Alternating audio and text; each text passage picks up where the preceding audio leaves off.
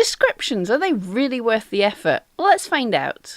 Hey, I'm Pam Duthie, and it is an awesome day to be making one little change every single day in August to improve your Etsy shop.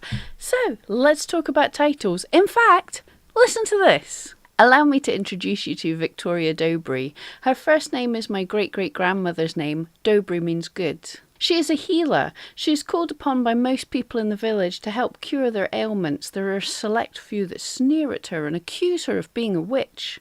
Of course, that saddens her.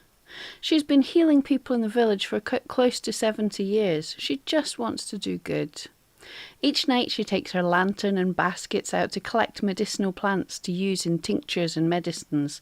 Sadly, it can only be done at night, as though certain people can't see her collecting, or they'll certainly have her arrested and burned at the stake. This is the description that the wonderful Wendy from Pam Duthie's Felting Friends Facebook group wrote to go along with her witch that she'd needle felted. Now imagine you're looking for a needle felted witch and you find several and you're comparing the descriptions, and you've got Victoria Dobry here, or you have another one that is needle felted witch, 2 foot high, made of merino wool, handmade.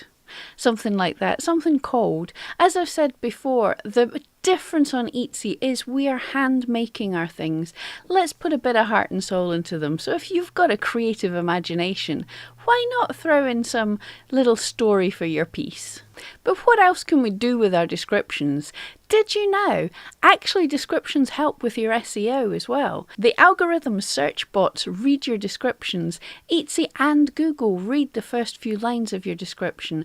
So make sure all your relevant keywords are in that first line of the description. So everything you've planned for the title and the tag, see how many of them you can fit into the description, but in a way that's readable and interesting to your buyers as well. So in decent English. Most importantly, make sure that all your keywords from the title are in your description. As your tags should be relevant to what your item is, it shouldn't be too hard to include them in that description where you're describing what your item is. And the other thing that's really important to go in your description and not in your title is the name of your piece. Like this witch, Victoria, we want to add her name into the description, not into the title. Titles are for what people are searching for. Descriptions help with the search, but they also help with the heart. They help with telling people what it's all about. So if your piece has a name, a limited edition number, anything like that, put that in the description. And also include any other details like the height, what it can be used for. Think about how you use your words if you're trying to entice someone into buying an item. It's better to engage their imagination and have them thinking of the person they want to buy it for. So instead of saying, this is the perfect gift for a cat lover, because then that's just meh. If you ask, do you have a friend who's a cat lover? Would they love a gift like this? Immediately when they read, do you have a friend that's a cat lover? It's possible that one person will pop into their mind, that friend that really loves the cats.